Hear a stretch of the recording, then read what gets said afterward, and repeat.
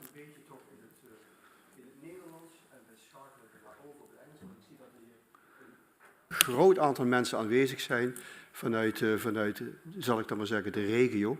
Welkom.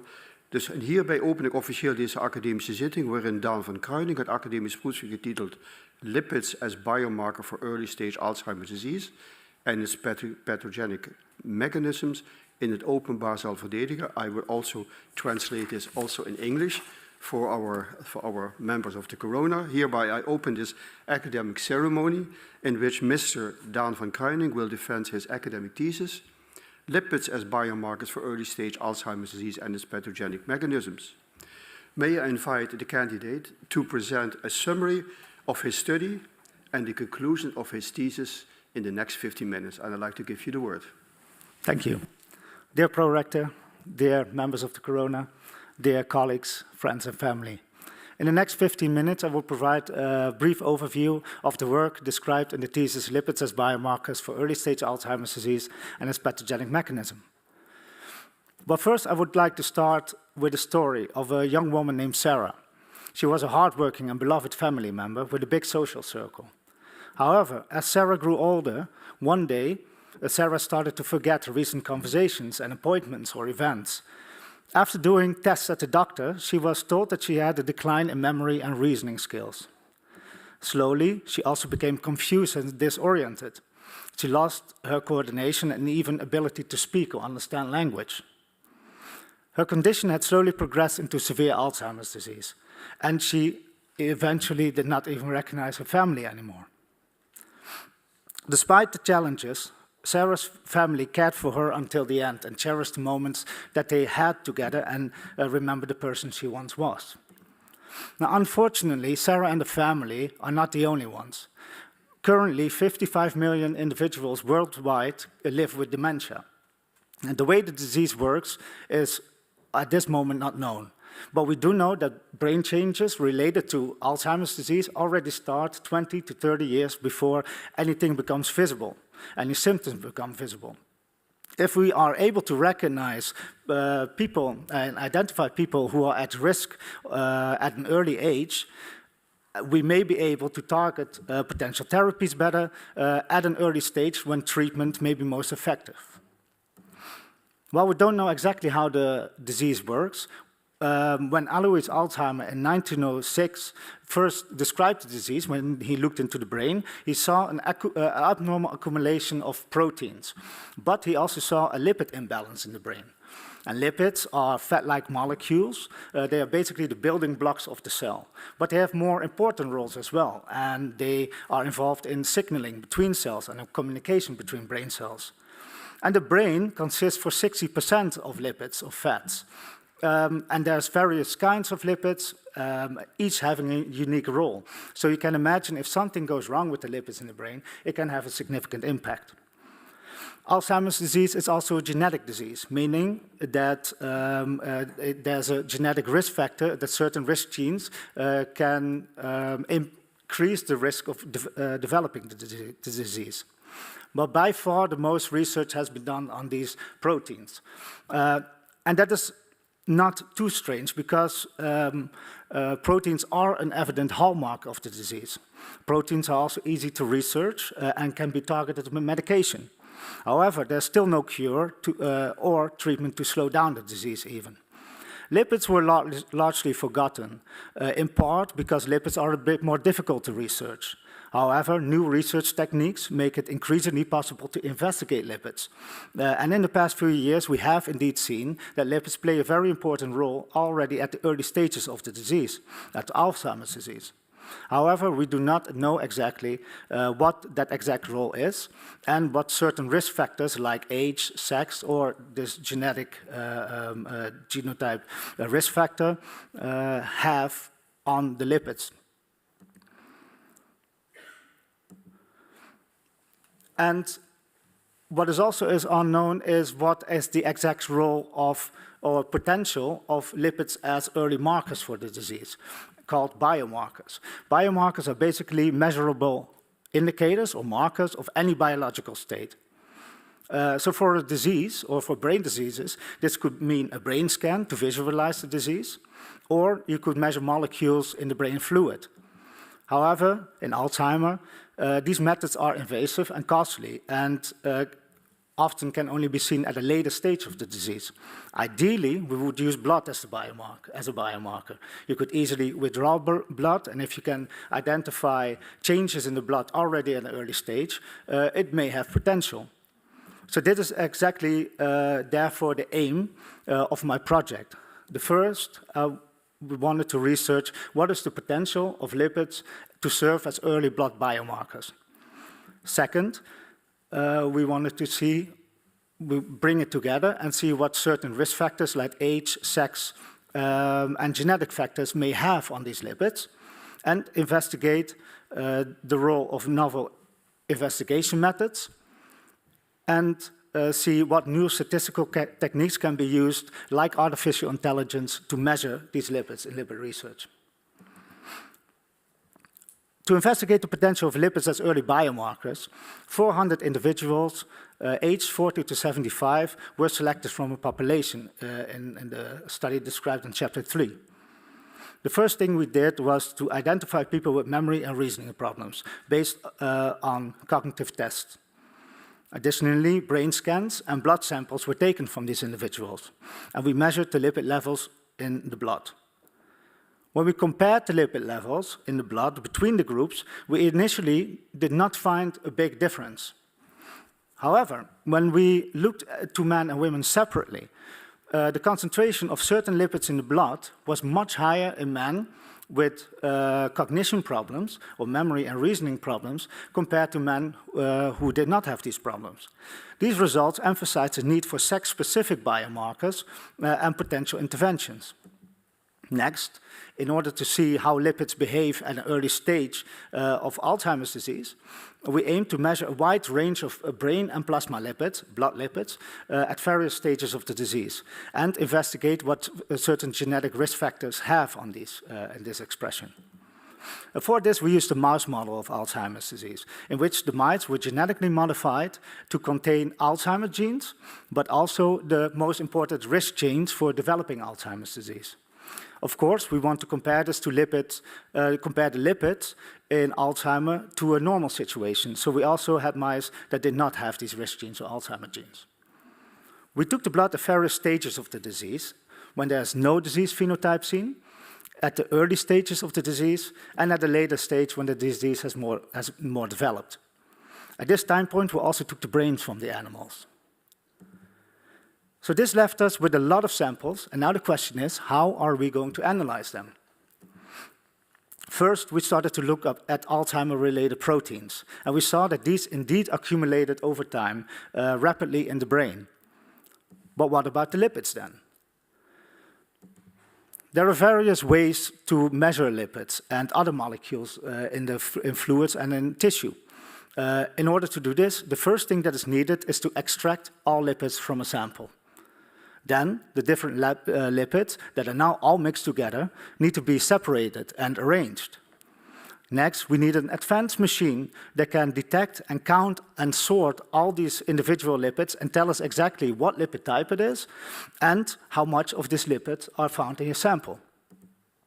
Another recently developed method is a technique for visualizing lipids in tissue. First, thin sections of the brain are prepared. Then, these slices are then subjected to a laser that shoots the tissue and releasing the particles, the tissue particles, into the air. Now, these particles can be detected by a machine, which measures the time the particles need to reach a detector. Larger particles take a longer time to reach a detector than smaller ones, allowing the machine to determine which particle corresponds basically to which lipid. Since the precise location of where you shoot the laser is also known, you can infer the exact location of where this lipid concentration comes from and create an image from it. And these techniques is exactly what we performed on our samples. And we found various types of lipids belonging to a family class, and other lipids belonging to another family, and another one, and another one, and another one.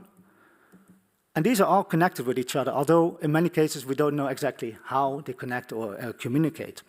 And this is largely still unknown. In total, we found and measured around 2,000 lipid species in each sample. The question is then, are any of these lipids expressed differently in Alzheimer's disease compared to control conditions? And what we found is that some individual lipid species were indeed decreased in the blood and brain of mice with Alzheimer's genes, while others were increased. Interestingly, at the earliest stages of Alzheimer's in mice, before any symptoms become visible, there were already noticeable changes seen in the lipid levels in the blood. Additionally, these alterations were influenced by the presence of this risk gene, indicating that genetic factors may play a large role in the early stages of Alzheimer's disease related to lipid levels. So we saw sex differences in the first study investigating blood in humans. We saw the effect of genetic risk factors on lipids in the blood, and we saw the very early changes in the blood and brain already in the lipids. So to bring this together, the next question we asked ourselves is, so what is happening with the lipids in the brain and at that age, at that early age, and what is the effect of sex, age, and genetic risk factors? When looking at the brain and accumulation of these Alzheimer-related proteins, as we saw earlier, we see that they accumulate mostly early on in one specific area of the brain. This is called the hippocampus. And not surprisingly, this is also the area where memories are formed. So in this area, we focus our research and investigated the spread of lipids over time, considering sex, age, and risk gene. We found that some lipids accumulated indeed over time in a very specific area. However, when we looked at the differences between male and female mice, we saw that there was a great difference between the sexes in the way this risk gene affects lipid accumulation over time. Now, this is a tricky puzzle, but understanding how and why these lipids accumulate differently based on genetics and sex may lead to more personalized treatment approaches and research in the future.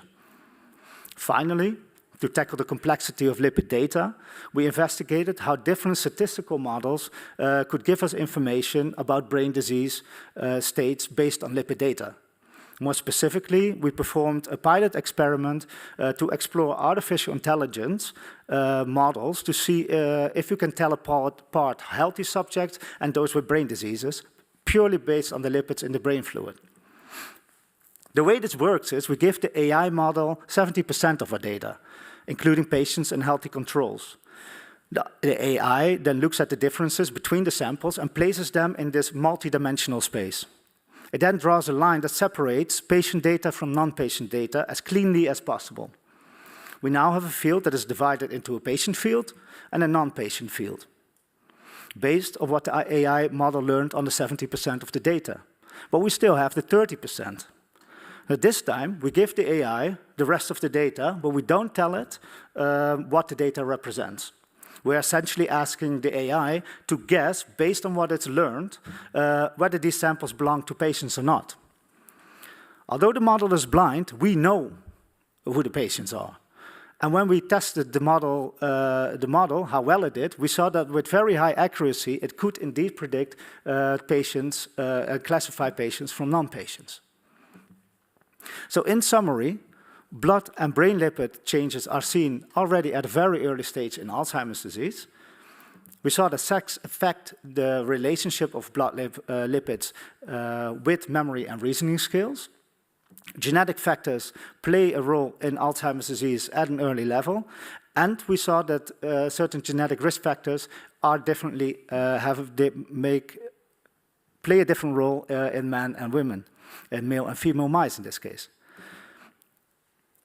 So also we saw that new analytical and statistical models may advance biomarker research and specific lipid biomarker research in my thesis. So what then is the potential of lipids as biomarkers? Although we see that lipids show potential to serve as biomarkers for Alzheimer's, currently the accuracy is not sensitive enough to identify the disease.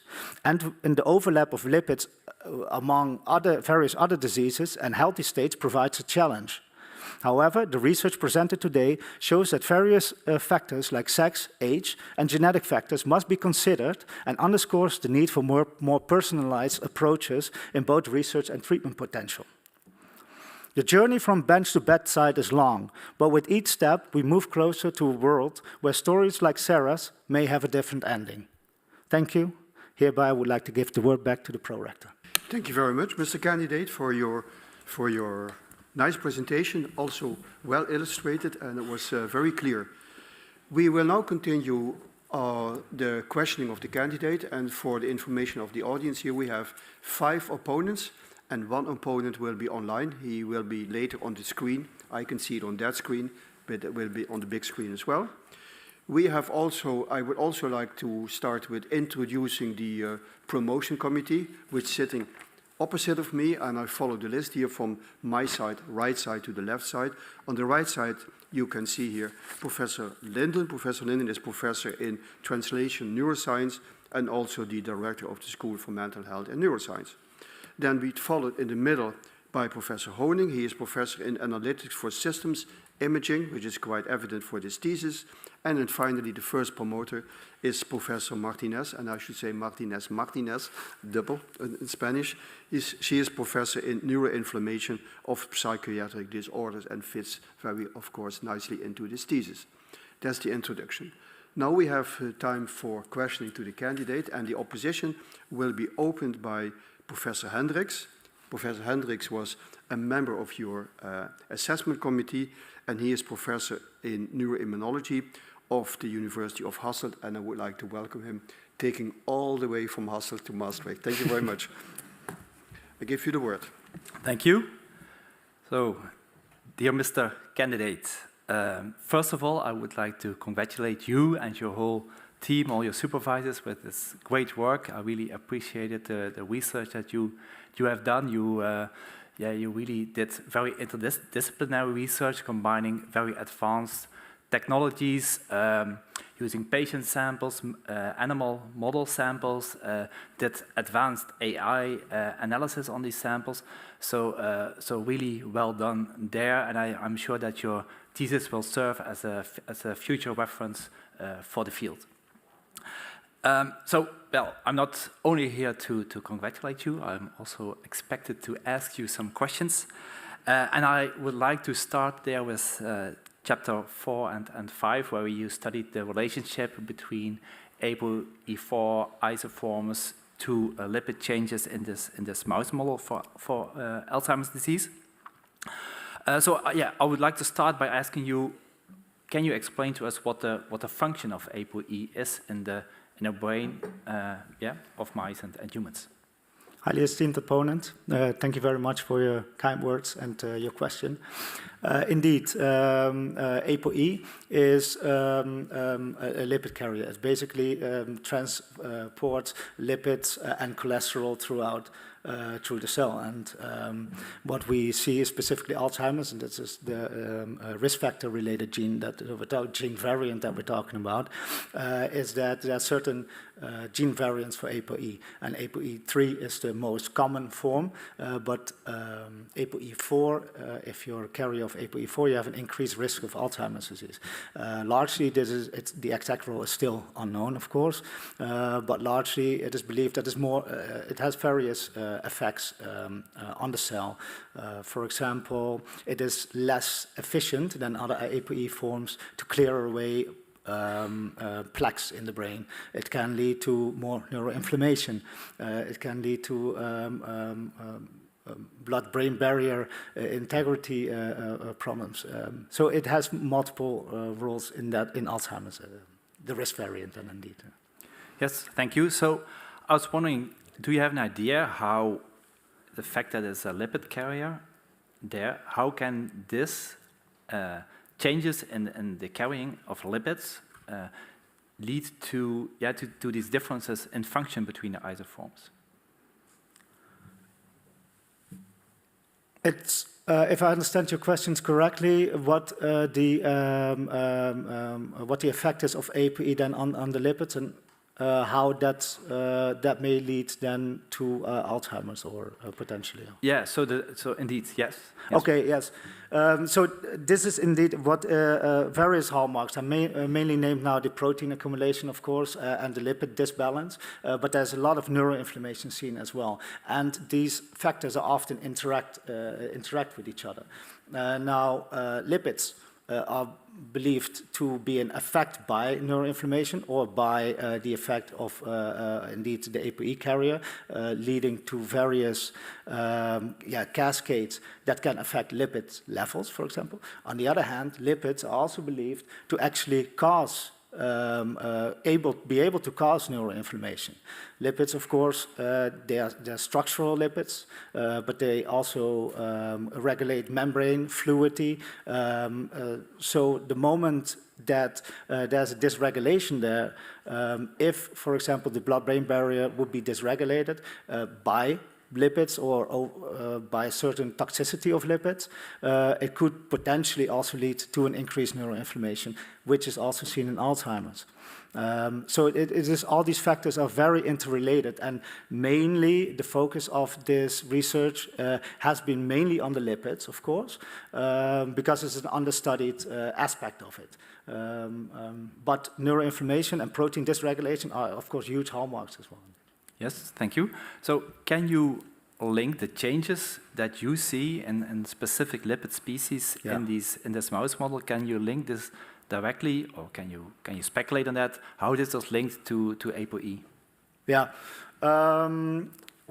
it is very difficult to link it exactly at this point, because we see a very different expression in lipids in the plasma, in the blood, and in the brain. So there's also a lot of research now being done on how exactly what is then the relationship between brain and blood lipids.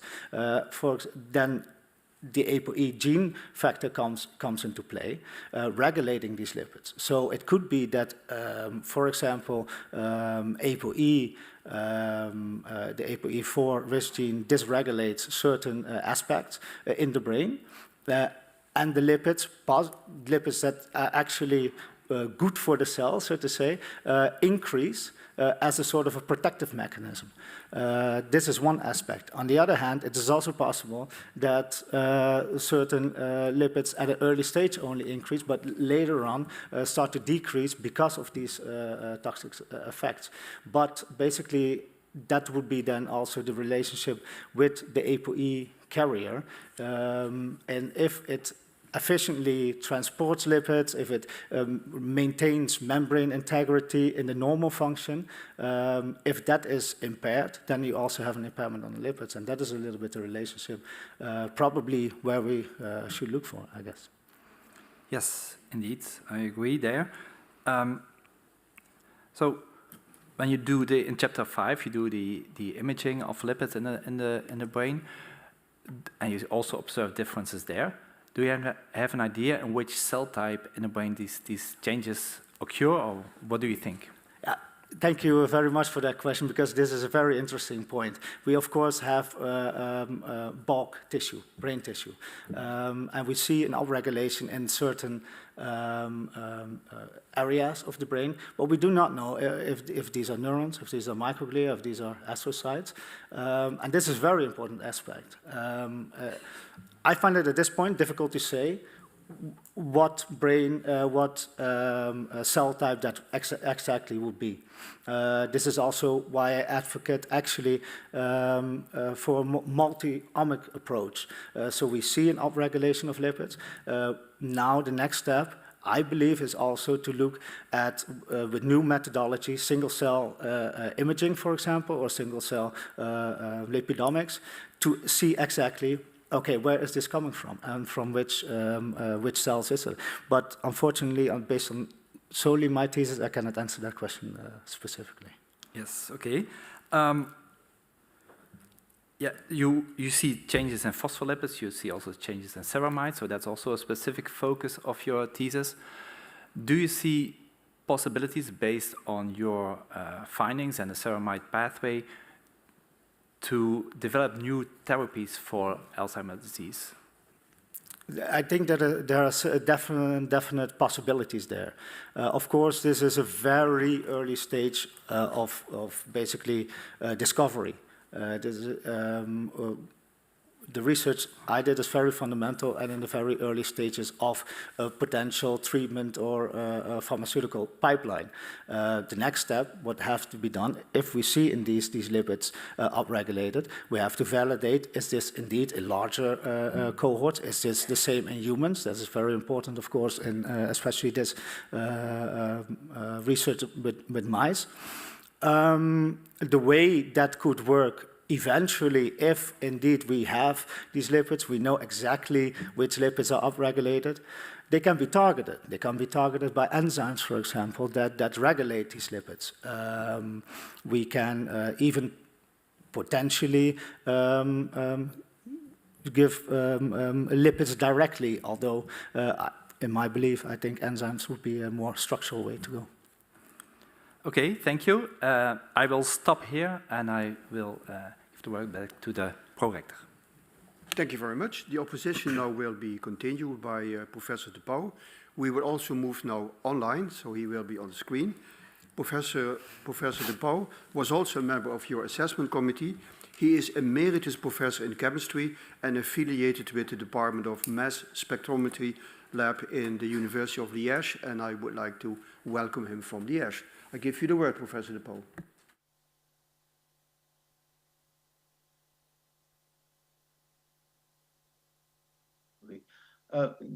Mr. Candidates, I have 4 questions. Maybe I will stop with 3, but we will see. The first question is the following. As you described, new non-invasive methods are probably the best for diagnosis or treatment follow-up biomarkers.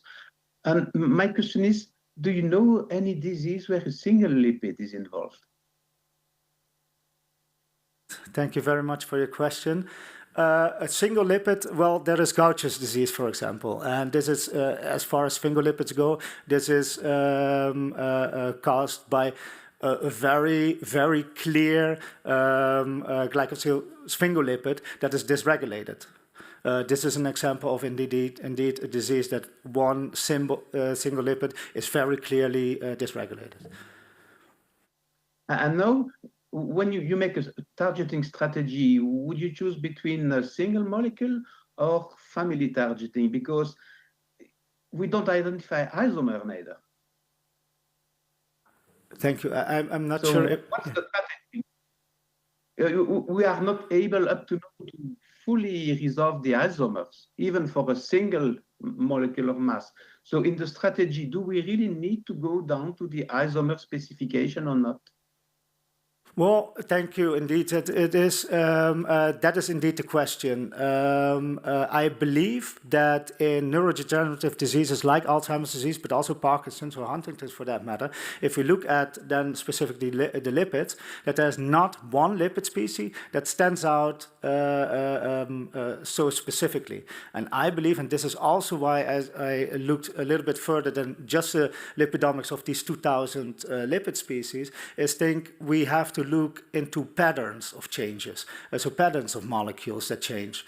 So I do not think that one molecule should be targeted. However, of course, if we have more targeted methods, or eventually we go for one group that really stands out and we see that one specific ceramide, phosphatidylcholine stands out, it is worth exploring what that may mean or in a pathway, or if that would be a potential for further treatment. But as for now, there's not one lipid that stands out that specifically. And I think we have to look into a more holistic approach for that, in that matter, actually. Yeah, fully agree. Then a question of actuality. I have no answer. Maybe you will have some, let's say, ideas about that. Finally, the fatty acid we have as a problem in Belgium, like in the Netherlands, is the fluorinated ones. These are fatty acids. Do you think they can play a role as lipids in some diseases, and what kind of diseases? Oh, thank you.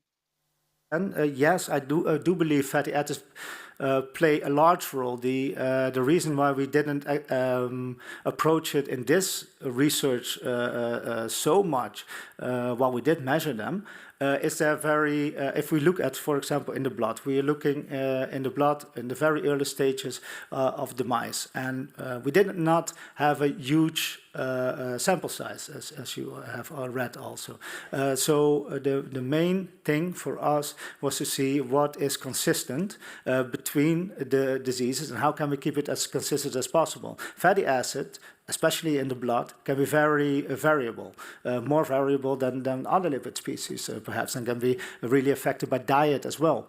Of course, what I think is interesting is that it may have a role in how brain and plasma lipids are related. While certain lipids do not cross the blood-brain barrier directly, it is possible that certain fatty acids do, and can be thereby affect also certain lipids in the brain. Yes. Okay, but no. The question is also, can you have some ideas about the fluorinated one, what we call the PFAS, which are of huge importance for the moment? It means the fluorinated fatty acids. Yes. You know that this problem in water, this pollution with fluorinated fatty acids or carboxylic, and these are lipids finally. You repeat the question for the audience. And there is a lot in the blood. Can you hear that? Yes. If I understood correctly, it is about a specific type of fatty acids. Yes, these are the one which are pollutants called the PFAS. Yes, I must say that I didn't. Fluorinated fatty acids. Indeed, yes. Yeah, I must say that I did not look at those specifically here. While it may indeed have a role, it is worth exploring what those specifically have an effect on certain lipid families then, I think, to also make the connection there. And I do believe that it is important to look at, just like it is important to look at various other factors that actually influence lipids as well. But those specific fatty acids, unfortunately, we did not look into too much detail in our research. Okay, so now I have a technical question for you. It's a projection of the future. How do you see the future of imaging, and specifically, let's say, I will not say single cells because, okay, we are not yet using really single cell, but single cell types.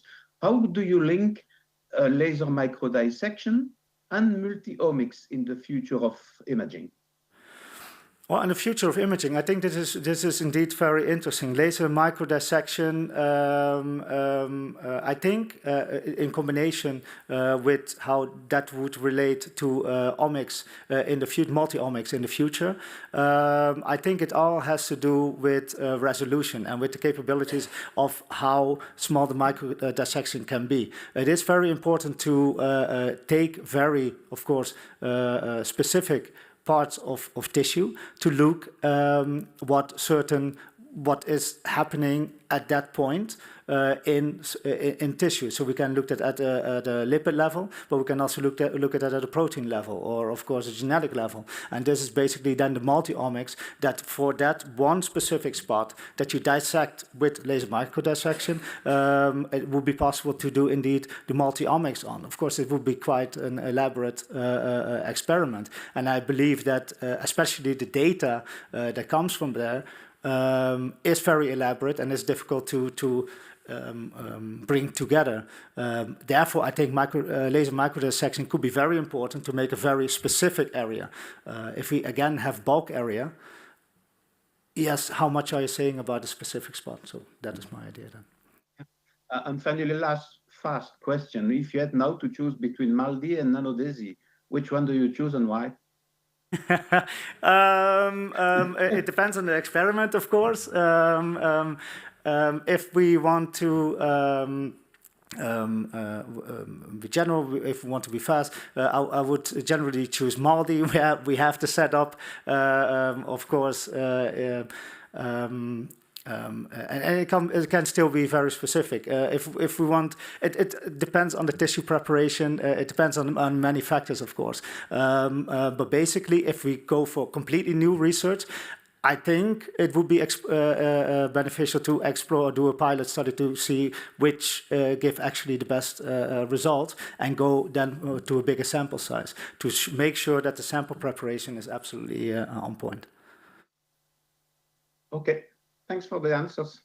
Merci. Thank you very much. Thank you very much. We will continue now on site here, and the next opponent will be Dr. De Nijs. She is assistant professor at the Department of Psychiatry and Neuropsychology, and I would like to give her the word.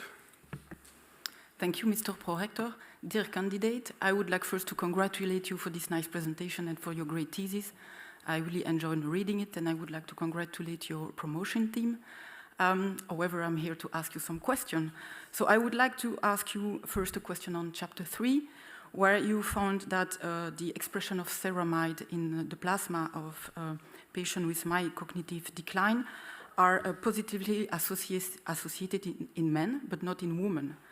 Same in chapter 4, in the Alzheimer mouse model, where you use only female, you found the same pattern of expression that you don't see changes in female. So I would like to have your point of view. How could you explain that you see only changes in men and not in female? Why is there any sex difference there? Esteemed opponent, thank you very much for your kind words and question. Indeed, this was also the question that we started to ask ourselves the moment that we found these changes, these sex-specific changes, because it was not initially something we expected to be so evident.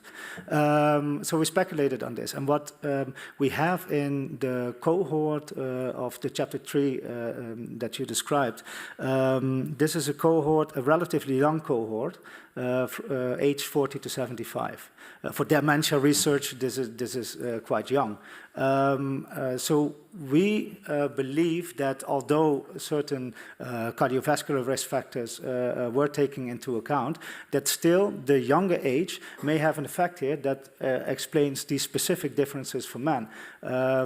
This is a period that is often for women before menopause, and we know that there are many lipid changes and hormonal changes, of course, happening during menopause, and also cardiovascular risk factors are actually before menopause, women are very much have much less risk of cardiovascular problems than men. Well, after menopause, this sort of changes. So we think that this may have a big impact there.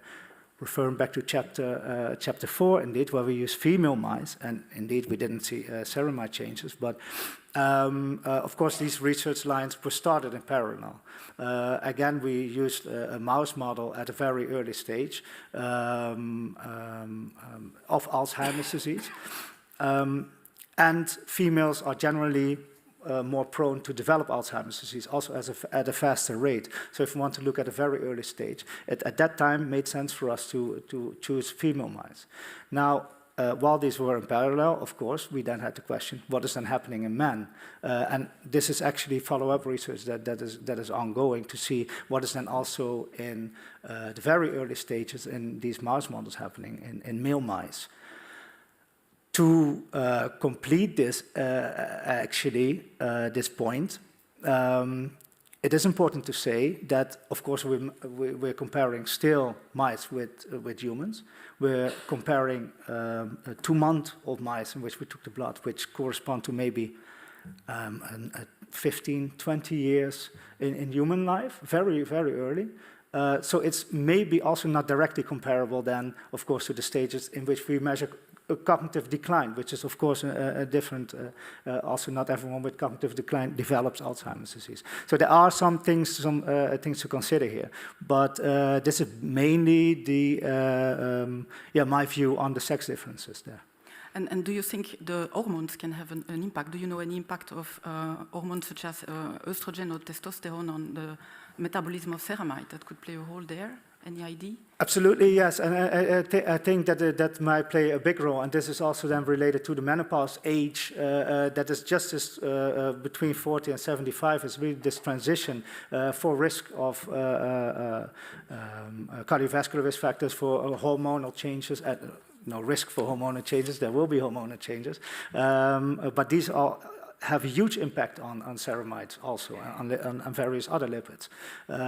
So it is very important to take that into account when you look at lipids, or when you try to develop a biomarker, to see at what stage are we actually looking at. Is it then explained by age, or is it explained by indeed a disease? And that is not.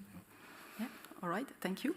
So I have another question in chapter 3. So in the discussion, you mentioned that the ceramide transporter plays a role in the regulation and biogenesis of extracellular vesicles. Yes. And that you could potentially use these extracellular vesicles as a biomarker of Alzheimer's disease by measuring a certain level in those vesicles. So could you elaborate on why do you think these EVs could be potential biomarker of Alzheimer's disease, and why they would be better than just measuring lipids in plasma? Yes, that is indeed a very interesting point. It is, we included the ceramide transfer protein also in our research because it is, of course, a protein that transfers ceramide throughout the cell. These proteins can also be targeted, this protein also, this is what we try to aim for also in the study, by simple techniques, relatively simple, like ELISAs, that are very non-invasive and very easy to perform. We did not find a very strong correlation there when we looked at just free ceramide transporter in the blood. So it could be that the changes potentially are so concentrated in these extracellular vesicles, for example, that if we look only at those extracellular vesicles, we would potentially see some differences there. We don't know that yet, of course, and this is also not research that we performed, but this is as written there, the potential that it might have, actually. And what would be the added value of using this neuronally derived exosome compared to measuring the whole lipid profile in the blood? Because you found in chapter 4 changes in the lipidome in brain that is different from the lipidome in plasma. Mm-hmm. So there is not clear correlation mm-hmm. between blood-brain plasma. So how can we then identify potential good biomarker if you don't have a correlation? And what is your view on EVs there that could help? There might be a correlation that we don't know. That is one thing. And it is also that at the moment that we find something, of course, in the blood, simply put, we as researchers would like to know how it correlates to the brain, of course. But if we have a clear marker that indicates a disease, that's good enough for the clinic, potentially. Of course, we want to then try to explain the disease because we're not there yet, and we want to, of course, look for medication as well. And when we then look, what is the relationship there? Because I do believe that there is some type of relationship there. It is indeed, as you mentioned, we found a very different plasma lipid profile compared to in the plasma than in the brain. And we find it very hard to rhyme this and to see what is then the correlation. But I think that more research specifically focus on, and then longitudinal research, because we also have now one brain. Of course, we took the brain also only at the last moment because we used the same mice for the plasma time points. So we took the brain at the end. But this is one point. I think longitudinal studies in which you can see trends of lipids moving and lipid families moving that correlate to brain lipids. That is very important. To bring it back then to the extracellular vesicles, it is then also important to see what is then the relationship that potential plasma lipids have on these vesicles or vice versa. And that is also something that at this point we don't know specifically. Thank you. Do you have time for an extra question? Unfortunately not. Okay, thank you. Thank you very much. So the opposition will be continued to Dr. Erhard.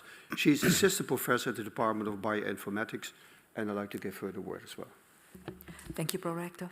Dear candidate, first of all, let me also congratulate you to your marvelous thesis. I enjoyed reading it, I enjoyed listening to your summary, also extending my congratulations to your promotion team. As a data scientist, I'm particularly interested, of course, in how you dealt with the data and how you made this data available for future research after you left this kind of field. So what steps have you taken to make this data reusable? Esteemed opponent, thank you very much for your kind words and question. There are various steps that we take. Of course, we use different databases in different studies. We have a study in chapter 3, we describe the cohort that was just mentioned between 40 and 75. This is from the Maastricht study. They have a very clear and standardized way to deal with this data, to make it available. There's even collaborations to make the data available for other research institutes as well. That is very much there. The same thing as in chapter 7, we use data from the hospital. There are ways that we also collaborate and open the data, the patient data then specifically, of course, anonymized, to researchers potentially using this data. For this lipidomic data, it is very early stages, of course, very early research. So this is now something we're setting up. How can we standardize these ways? How can we make this available? How can we make it indeed findable and interoperable? Yeah. Okay. Speaking directly about the lipidomics data, you had here, I think the first step after getting the peaks from the MS spectrometry would be to map them to identifiers so that you can compare them with existing data, with existing information on databases. What challenges did you expect when trying to map these peaks to the identifiers? Well, there are various challenges there in general. The peaks, okay, the identifiers have to be already identified, of course. That is number one thing. If we have a peak that is not identified, we cannot compare it to a database if there's no information there. So that is the main challenge, I would say. Then, of course, it has to be validated. Is this indeed the peak? Is the peak correct? Are the corrections, the peak corrections done? Is this not a shift of peaks? So these are challenges that you would have to take into consideration. We worked with that regard together with Leuven University that have very much experience in this and indeed performed many of these validations, actually.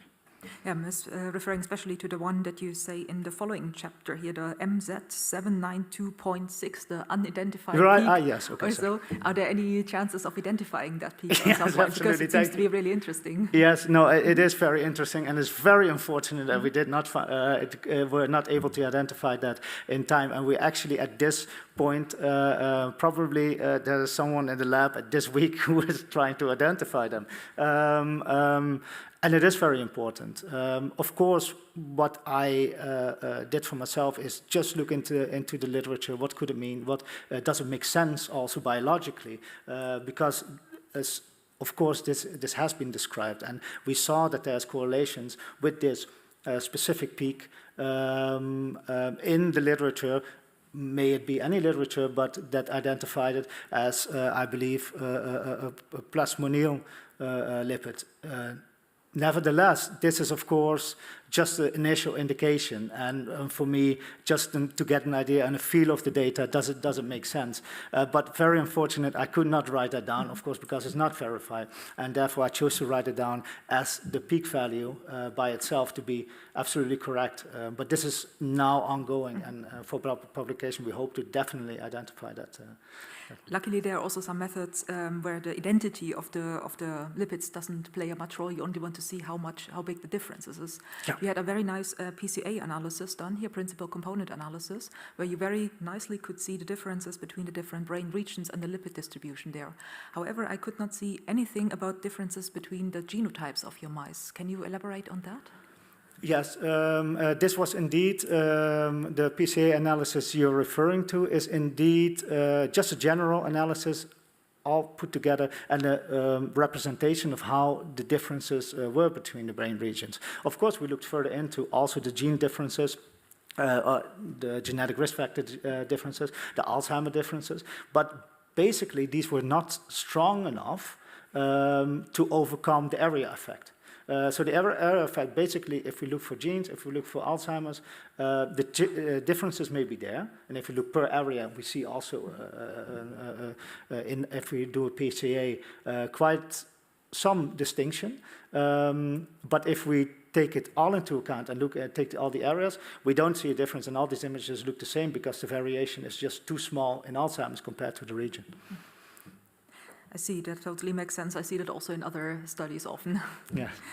That do not deal with lipidomics. Right. You mentioned also quite frequently that lipids have really a major structural but also a metabolic and signaling task here. From all the differences that you could see here, from your educated guess here, do you think this is the changed lipid composition in Alzheimer is more a cause or a consequence for the symptoms of the disease?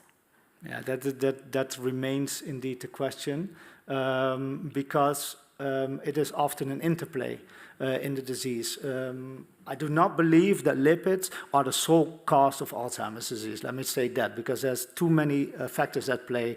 But I do believe that they can exacerbate the disease.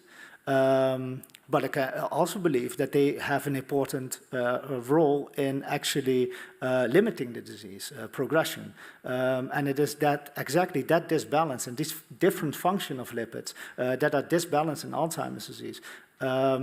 We know that certain lipid types are very toxic to the cell, like ceramides, for example. We also see that they can cause neuroinflammation. We see also that some lipid types are very anti-inflammatory. So these have an effect on neuroinflammation. On the other hand, neuroinflammation can also have an effect on the lipid levels, trying to upregulate or be downregulated by the disease or by neurodegeneration itself or membrane integrity. So this is a very tricky thing. This is, of course, unknown at this moment. But I think that longitudinal studies, and this is it's definitely not a longitudinal study, but it's the first indication to see what is happening over time actually with these lipids, and do they precede these changes the disease or not? And that was my main question basically. Mm-hmm. With that, I'm happy with the answers, and I give the word back to the prorector. Thank you very much. The opposition will be continued by Dr. Schreiber. He is affiliated as Associate Professor at the Department of Psychopharmacology and Neuropsychology at the Faculty of Psychology and Neuroscience. And I give you the word. Thank you. Dear Mr. Candidate, also my congratulations with your excellent thesis, and my congratulations to your promotion team as well. It's very impressive. You've also been very ambitious. You don't only want to do good science, you want to translate, help people, and develop biomarkers. And I think the level of ambition is also illustrated in Figure 2, Chapter 9, page 242, with regard to the societal impact. We talked a lot today, which we usually do in exploratory science, diverging ideas, addressing sex, addressing age, and what have you. I would like to converge now, and I will start with a general question. How do you feel you moved the dial on the discovery and potential use of the biomarker in the past 5, perhaps 6 years of hard work? So can you help converging at this stage? Thank you, esteemed opponent. Thank you very much for your nice words and question. Indeed, and I think that's a very important step to already start thinking about. How can we progress now from all this data, all this research, very broad, very fundamental, to actually more targeted approach. And this is basically a stepwise process that we can already think of. What are we doing next? Well, generally, if we have a large finding, the next steps will be to validate these findings. Are they indeed, in the next experiment, are they the same? Then, of course, the question is, are there specific targets that we can target, and are they validated over time, and validated then also in human models of Alzheimer's, for example? Now, and as I also mentioned, and as you are very much familiar with, I'm sure, which is also described in Chapter 6, is that biomarker strategies.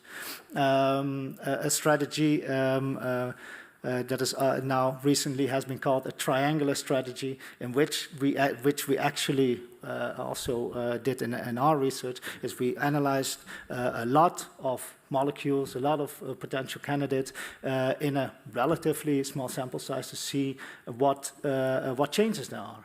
And now there are words that are actually that could lead to bias. Certain findings that you find in a small sample size may not be that reliable, and you solely focus on this one. Now a more rectangular approach has been proposed, which actually says start off by looking at multiple cohorts at the same time and see what changes in larger sample sizes are already present. Then if you find something that is robust over these cohorts, it makes more sense to actually go for that. So this is very important to keep in mind. Okay. I have to share with you a bit of skepticism here. Because of the last 30 years or so, our answer to trying complexity is to add complexity, more data, throw some more omics on it. So I really think we are struggling converging, and I would really like to hear your idea, just based on your results, if there would be like, you're asking for investment for a study to develop a biomarker, what would you do? And this is indeed a very important aspect that is happening right now. And I think a lot has to do with statistical approaches here. If we have a big data analysis, we have to have standardized methods that can actually compare data that is out there from different cohorts and from different omics, for example, in this. This is then also the challenge in multi-omics, like how do we compare proteomic data with lipidomic data from different studies. They may say something about the same biological mechanism, but different study conditions, that's always a problem. So I believe you will have to need a very standardized methods, but this is standard in research, of course. So this is what has been done also over and over. But now we are stuck, more or less, with a lot of data that has to be interpreted. And I do believe that these new models that we now see, like AI, for example, may definitely hold the future there. I do agree with that. By the same token, I also feel what could you have done yourself, comparing to chapter 4 with 5, where I think, okay, there's a large diversity, but here you're working with the same mice, what have you. So I would be inclined to try to replicate the finding from chapter 4 in 5, but instead you're throwing other questions on that as well. But nonetheless, perhaps there's some information in there that may help to get a handle on the robustness of the findings. So concretely, you talk about prognostic biomarkers, so I would expect an age effect, which you seem to find in chapter 5, but not 4. So even on those conditions, there seems a bit of a disconnect, but perhaps there's a good reason for that. So can you comment on, first of all, what kind of age-dependent effect would you expect for a more or less robust prognostic biomarker? And second, in these two studies, how far did you get? Yes, absolutely. Well, in these two studies, of course, we did not see an age effect in study 4 in the plasma. We did see an age effect in study 5, which was lipids measured in the brain. So this is already something very important to consider. Also, in chapter 5, we compared the genotype conditions, so the risk genotype conditions, not so much the conditions between Alzheimer's disease or not. We did not have the healthy control conditions in 5. So these are things that make it hard to compare to themselves. Okay. If I can interrupt you, because we have 1 minute Absolutely. left. So what is in common seems to be is the hippocampus, right? Yes. In both studies. So it's complex profiles. Is there any consistency there that were you able to reproduce some of the findings on the lipids? Yes, absolutely, and I think that very general findings we saw of certain lipids that were indeed, that we knew or expected to be increased or decreased, that we indeed find in the hippocampus. That correlates to previous research.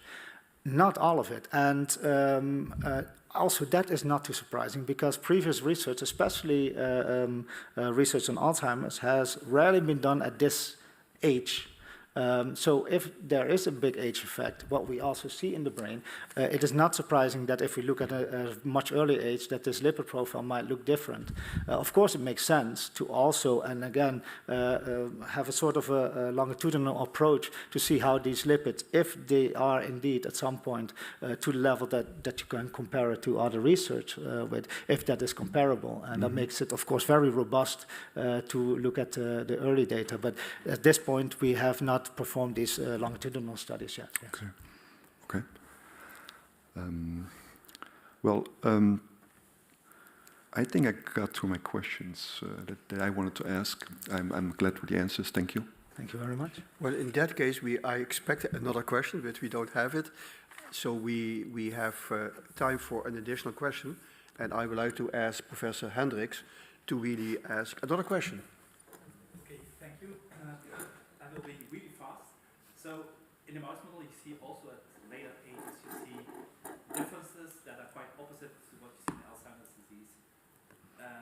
So what do you think about this model? Should we use it in a different way in the future, or does the data that we obtain in this model, does that really reflect Alzheimer's disease? That's a very good point that has not been brought up so much today, indeed, the mouse model. Because we are talking now about an Alzheimer mouse model. But it is, of course, only a pathology, only a certain protein pathology that you see in the disease. Mr. Candidate, you still can finish your answer, or if you say you're finished, it's fine too. It's up to you. One sentence, perhaps. So I do think it makes very much sense to explore mouse models that have combined multiple aspects of Alzheimer's, indeed, than just the points that we're looking at here. Thank you very much, indeed. Thank you very much. Dear Mr. van Kruining, the time appointed for defending your thesis has now passed.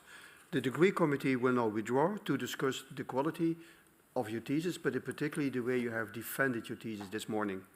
I would like to request that you and the company, fully available here, await the results of all the deliberation, and we will return here. Thank you very much. Thank you.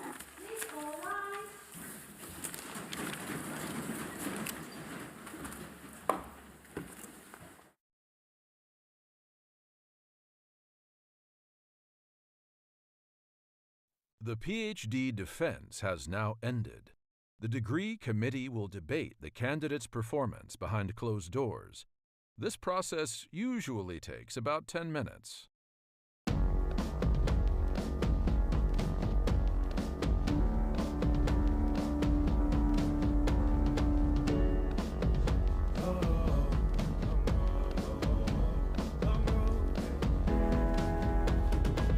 Long road to the south side. 7 miles in my rearview mirror, I know what it felt like. My goal's only getting clearer, east side to the west side. No place like home, if it's questions that you've got, go the extra mile and die.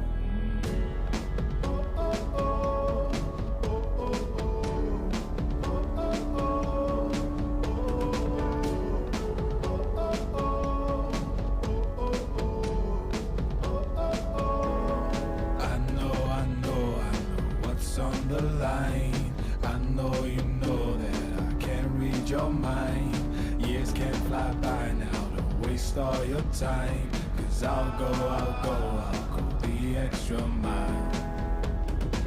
Long road to the south side, 7 miles in my rearview mirror, I know what it felt like. My goal's only getting clearer, east side to the west side. No place like home, if it's questions that you've got, go the extra mile and die. On the dash, got my laces tied. Long road, I don't waste no time.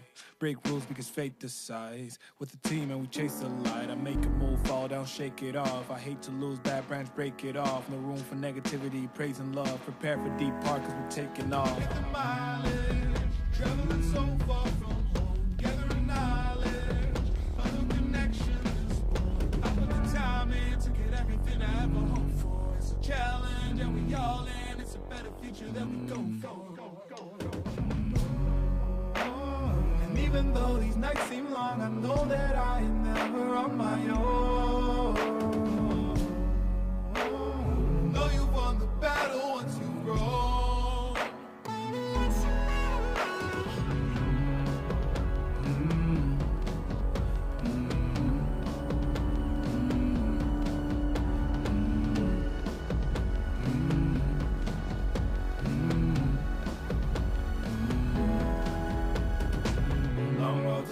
side. 10 miles in my rearview mirror, I know what it felt like. My goal's only getting clearer, east side to the west side. No place like home, if it's questions that you've got, go the extra mile and that. Long road to the south side, 10 miles in my rearview mirror, I know what it felt like.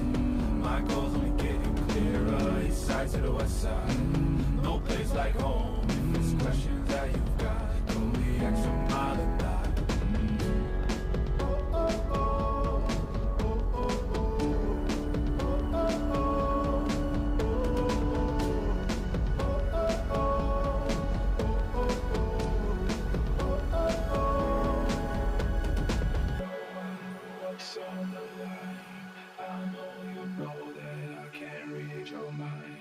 Years can't fly by now, don't waste all your time. 'Cause I'll go the extra mile.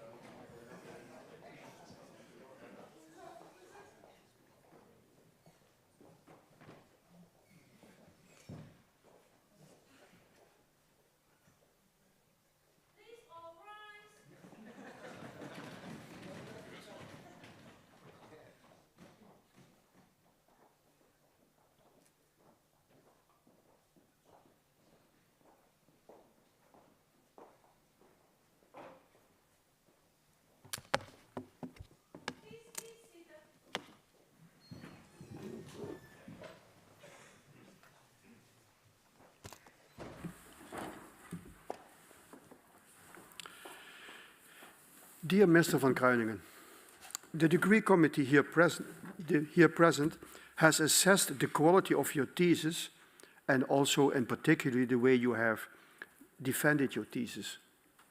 In view of its positive verdict and taking into account your previous qualifications, the degree committee has decided to grant you officially the degree of doctor.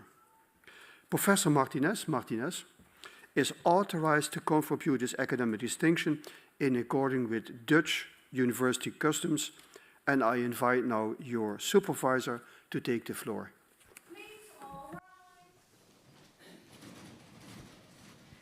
So, do you promise to work in accordance with the principles of scientific integrity at all times, to be careful and honest, transparent, independent, and responsible? Yes, of course. By the authority vested in us by law and in conformity with the decision of the committee here present, I hereby confer upon you, Daan van Kruining, the degree of doctor and grant you all rights attached by custom and law. As evidence of this, I now present you with a degree certificate signed by the rector, the secretary, and the other members of the committee, and affixed with the official seal of the university.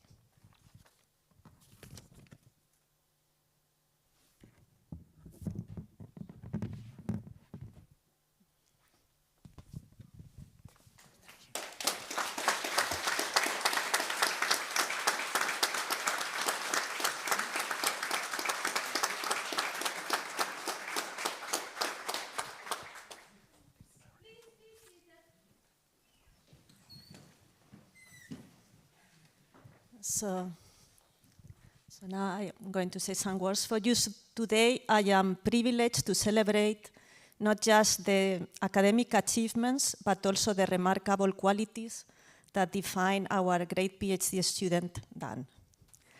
Daan's academic trajectory has been nothing short of extraordinary, marked by a profound dedication to multidisciplinary pursuits in the aim to understand lipids in the brain.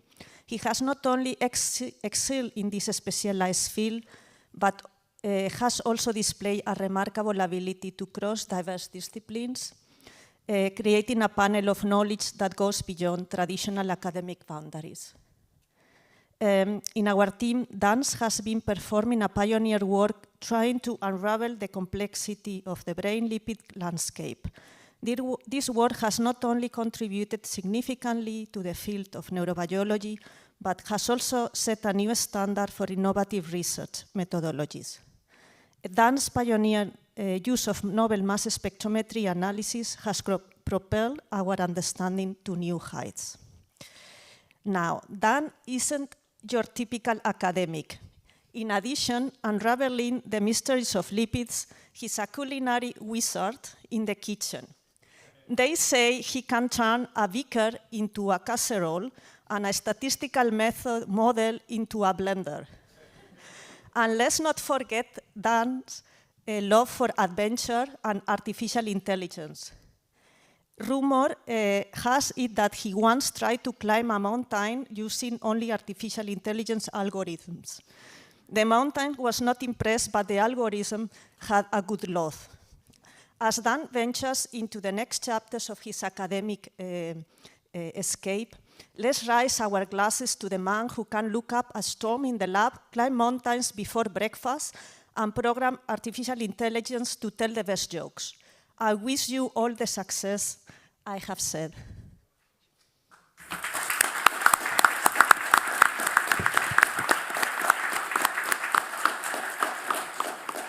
Dear Dr. van Kruining, that feels good? Yes, very perfect. I think the body language is pretty clear. I also would like to congratulate you on behalf of Maastricht University. In my congratulations, of course, is also included your promotion team, who guided you over the last 4 years in this endeavor, I would call it. I also would like to congratulate your family. I'm not sure, I was thinking here, who is Sandra? That's Sandra, because I was reading your thesis, and I was really, I would say, amazed about the length of your acknowledgement. Ladies and gentlemen, the normal length is about, let's say, 2 pages, 3 pages, but he almost goes to 12 pages, and I thought this is enormous, so this is really very nice. So I would like to congratulate you, and your son is not with you, I think. No. He's not here. I also would like to thank the members of the Corona that they took the time to come over here to ask the questions and to spend 2 hours of their most valuable time to be here. I would also like to say something personal to you. We know each other quite a long time. I was the one who brought you to Japan, to Fukuoka, to my dear colleague, Mr. Kira. And at that time, I was also able to visit you in Fukuoka when I was doing a lecture tour in Japan, and making also the connection to you, to Pilar, because you mentioned at that time, when we were in Fukuoka, you're doing a good job, but where do you want to go? The world is open for you. And then you decided, well, I still would like to come back to Maastricht. And I was a little bit disappointed. I said, why don't you take the United States or whatever you want? No, he said. But now I think it's time for you to, which we call, say, as a bird who leaves the nest. And you're going now to Oxford. And I think it's an excellent choice, a good colleague over there. And I think it's very good that you're doing this. Ladies and gentlemen, we have a new doctor here. And I would like to say to the students who are in the audience, you can see how to present a thesis and how to defend a thesis, and that's really nice. And as me, as pro-rector, I hope to welcome you in the future also to defend your thesis. How are we going to continue? We have, you will have a little coffee with something added. There's no reception here at this building, so you're going to leave the building, you have to walk down, and you go to Covades, I think it's? Que Pasa. We will make some pictures here, the member here, we will stay here. You don't have to wait for us. We will make a picture with Professor De Pauw from Liège, and we make a picture on the stairs of our university, and we will congratulate the new doctor in what we called our little library outside. And then basically the new doctor will join you at Que Pasa, and you can continue your day. Thank you very much. And I'm going to close officially this ceremony, and this ceremony will be closed with my hammer. You haven't seen it here because it's the desk, but I will show you. Here's my hammer, okay? And officially close the ceremony. Thank you very much.